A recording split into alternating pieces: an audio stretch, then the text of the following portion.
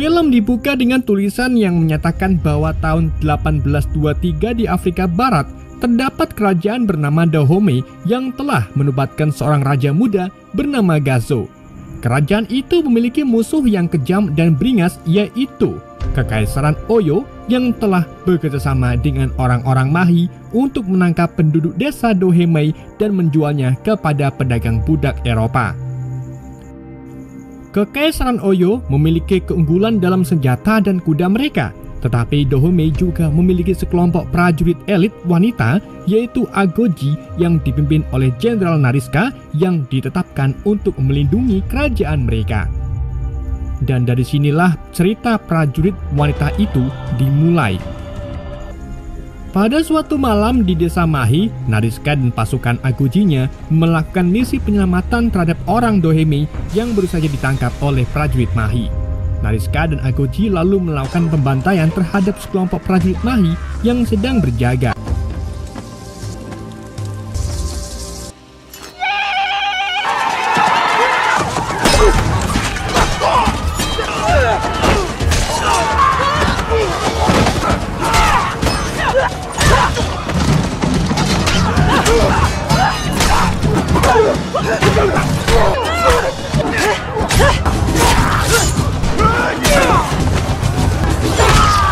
Setelah prajurit Mahi tak terpisah, Nariska akhirnya merasa lega karena orang-orang Dahomey berhasil ditemukan yang disembunyikan di dalam tenda.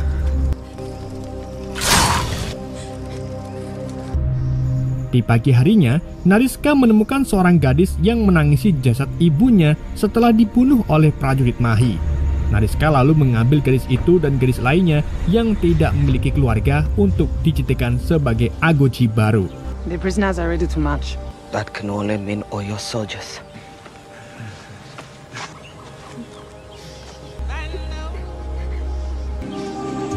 Mereka kemudian kembali ke rumah di mana mereka disambut oleh rakyat Dahomey dan dihormati banyak orang di sudut desa.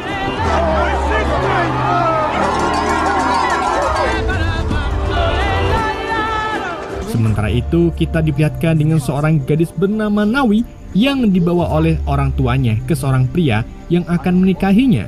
Meskipun pria itu kaya, tetapi perilakunya sangat kasar. Hal ini pun membuat Nawi menolak lamaran si pria.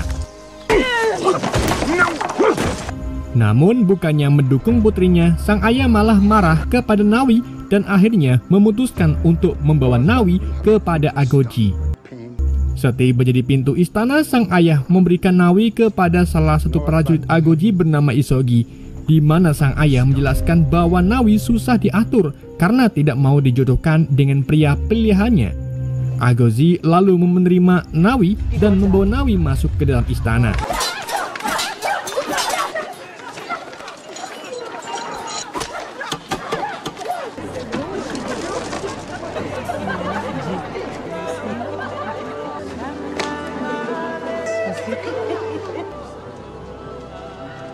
Sementara itu di desa Mahi, prajurit Oyo yang dipimpin oleh Jenderal Aba Ade menemukan mayat rekan-rekan mereka di tanah.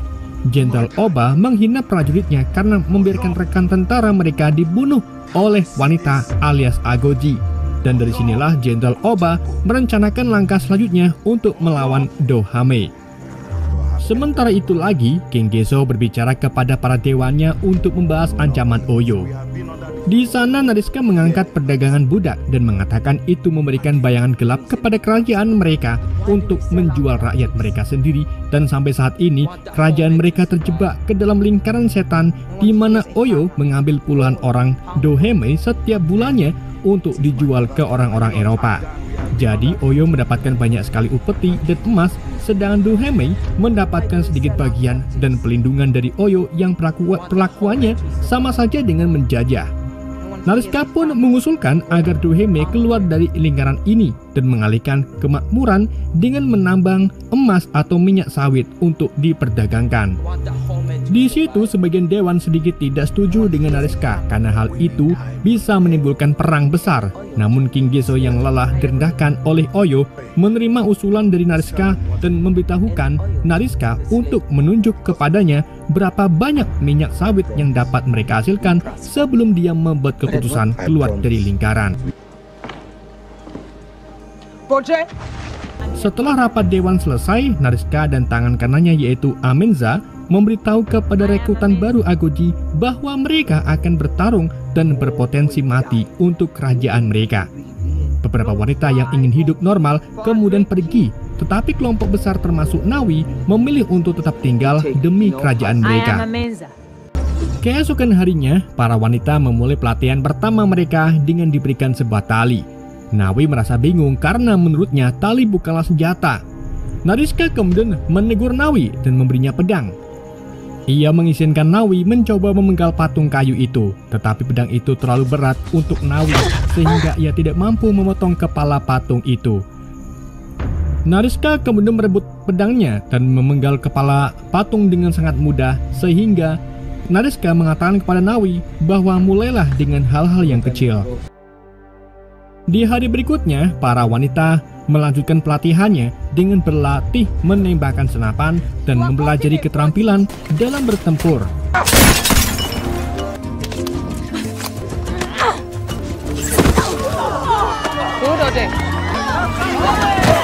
Selama latihan, Nawi memainkan lelucon di mana dia meledekkan bahan peledak kecil di salah satu patung sehingga kepala patung itu dapat terlepas tanpa dipenggal. Hal itu ternyata membuat Nariska marah kepada Nawi dan menghukumnya, bahkan Nariska juga tidak akan segan-segan mengeluarkannya dari Agoji jika Nawi berulah lagi. How do you make this? Once again, I see you flirting. How is that fair? Die because they did not have discipline.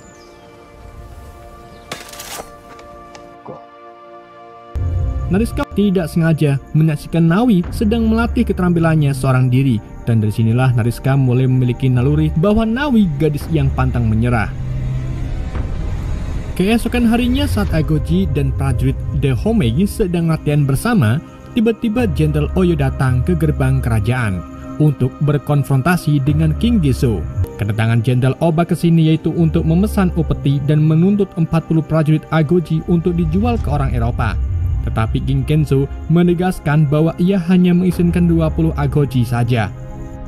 Nariska lalu menunjukkan 20 Agoji pilihannya, termasuk Nawi, dan setelah itu Jenderal Oba meminta Nariska untuk membawanya ke pelabuhan Oida besok pagi. Di hari berikutnya, di pelabuhan Oida, sekelompok orang Portugis tiba di Afrika. Kelompok itu dipimpin oleh Kapten Santo dan temannya Melik, yang mana ibu Melik ini ternyata orang Dahomey yang menikah dengan orang Portugis saat menjadi budak. Namun ibu Melik sudah tiada. Ketika Melik melihat penduduk asli yang ditangkap, dia merasa ngeri. Tepat di saat itu juga 20 Agoji yang dipimpin oleh Nariska datang menghadap Jenderal Oba. Nariska mengatakan kepada Oba bahwa Raja Geso tidak akan memberikan mereka upeti dan malah memberikan Oba kepala anak buahnya yang telah terpenggal. 20 Agoji itu lalu segera pergi, sedangkan Nariska malah menantang duel dengan Oba. Fears no one!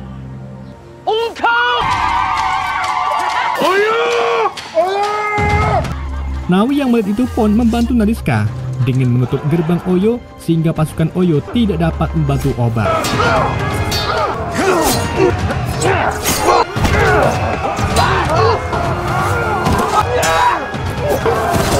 Nariska dan Nawi segera melarikan diri dengan terjun ke lautan dan kemudian kembali ke Dahomey menggunakan perahu.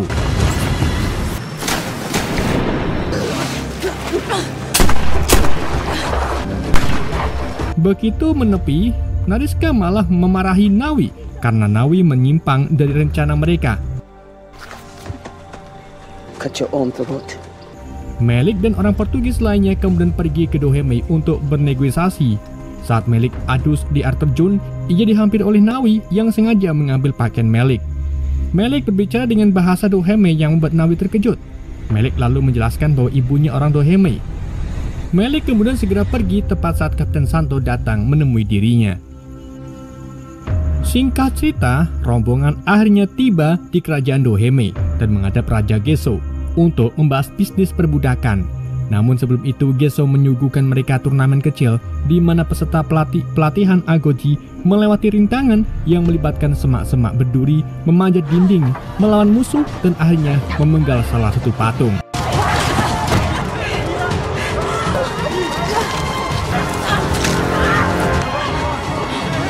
Dalam turnamen itu, Nawi berhasil keluar sebagai pemenang yang membuat Gesso mengakui keahlian dan bakatnya, begitu pula dengan Nariska.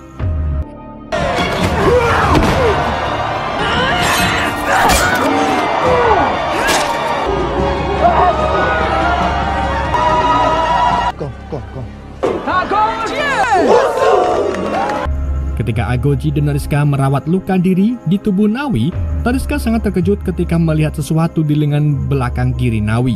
Nawi mengatakan bahwa dirinya yatim piatu sebelum akhirnya diasuh oleh ayah angkat Nawi. Mendengar hal itu, Nariska pun segera kembali ke kamarnya dengan diikuti oleh Amenza. Di sana Nariska bertanya tentang anak perempuan yang ia lahirkan dan ditinggalkan bersama Amenza.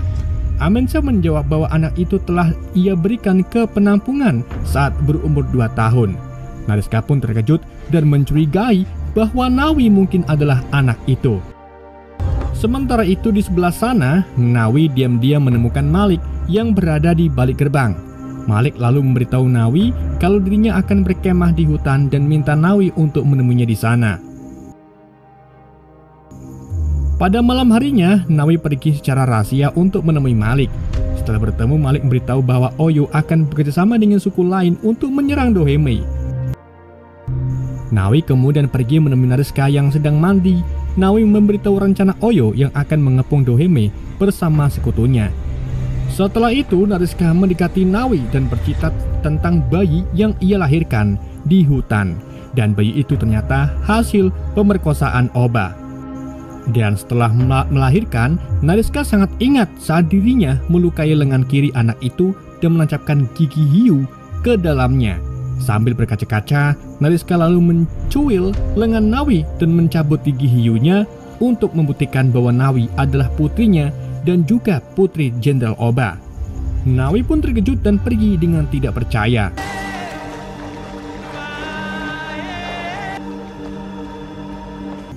Di keesokan paginya, Nariska dan beberapa prajuritnya mengawasi lokasi yang akan dijadikan kamp pasukan Oyo. Nariska lalu memiliki ide di mana ia akan membuat bom berbentuk rumah rayap di lokasi camp yang mungkin akan mempermudah dalam penyerangan terhadap pasukan Oyo. Singkat cerita, di hari berikutnya ketika pasukan Oyo sudah membangun camp, Nariska dan Agoji lainnya mulai membakar bubuk musiu yang menyebabkan beberapa bom merayap atau meledak. Agoji lalu melancarkan serangannya dan pertempuran sengit pun dimulai.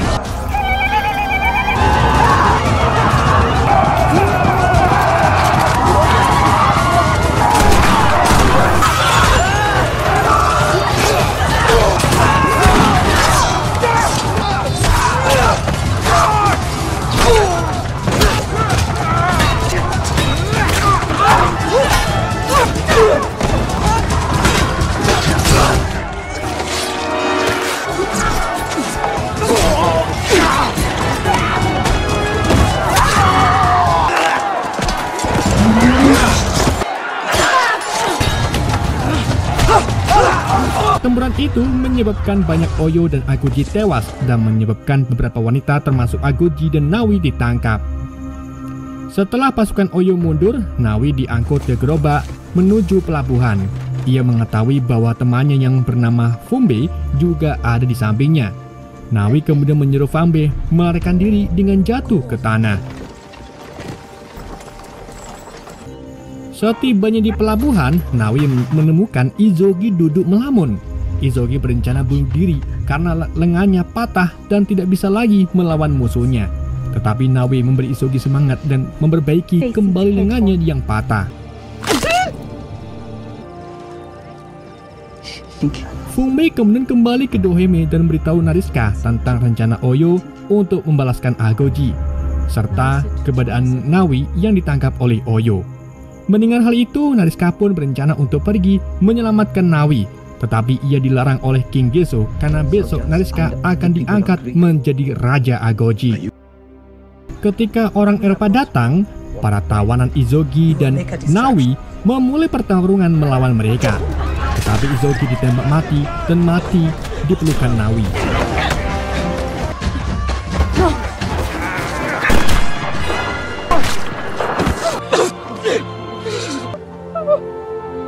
Nawi kemudian dikurung di kamar. Namun Melik pergi mengunjunginya dan memberitahunya bagaimana para tawanan akan pergi menuju ke Inggris dan ia ingin melindungi Nawi. Nariska lalu memutuskan untuk pergi ke pelabuhan seorang diri untuk menyelamatkan putrinya. Tetapi saat di perjalanan, beberapa prajurit dan Agoji menyusul Nariska guna menemaninya berperang melawan Oyo.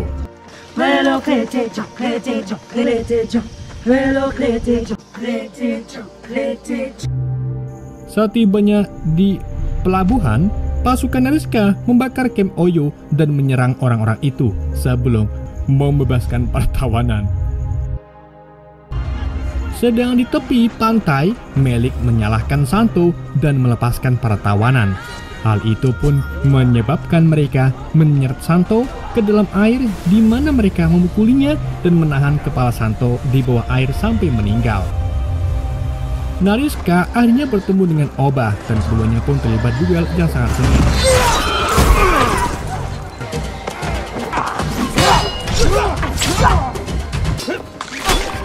Perdualan itu akhirnya dimenangkan oleh Nariska yang menancapkan pisau ke jantung Oba sampai ia benar-benar meninggal. Di saat itu juga Nawi datang membantu Nariska. Setelah semua musuh besar dikalahkan, mereka kembali ke rumah. Agoji lalu tiba di Doheme dengan para budak yang berhasil diselamatkan. Nariska lalu dibawa ke Gezo di mana Nariska mengakui bahwa ia tidak mematuhi perintahnya. Namun King Gezo malah berterima kasih karena telah mengakhiri kekaisaran Oyo dan secara resmi mempromosikan ke gelar Raja Wanita dan semua orang pun bersorak untuknya. Nawi kemudian pergi untuk memberi penghormatan kepada Isogi dan dia bergabung dengan Nariska di mana ia kemudian memanggil Nawi sebagai putrinya. Keduanya kemudian bergabung dengan yang lain untuk menari dalam perayaan kemenangan Doheme dan film pun berakhir.